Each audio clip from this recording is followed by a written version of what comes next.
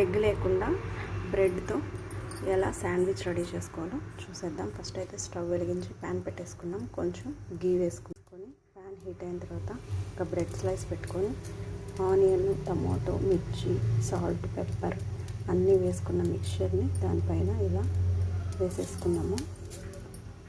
పైన పన్నీరు, పక్కన బ్రెడ్ని దానిపైన పెట్టేసుకున్నాము. 2 సెట్స్ వేసుకున్న తర్వాత దీనిపైన కొంచెం టమాటో సాస్ వేసుకున్నాము. ఇంకొక బ్రెడ్ స్లైస్ తీసుకొని ఇలా దీనిపైన పెట్టేద్దాం. ఇలా ప్రెస్ చేసేసండి. ఇలా ప్రెస్ చేశాక టర్న్ చేసుకున్నాము. ఫ్రెండ్స్, ఎంతో టేస్టీ అయిన చిల్డ్రన్స్కి స్నాక్గా egg plus bread sandwich ready అయిపోతుంది. చూసారు కదా.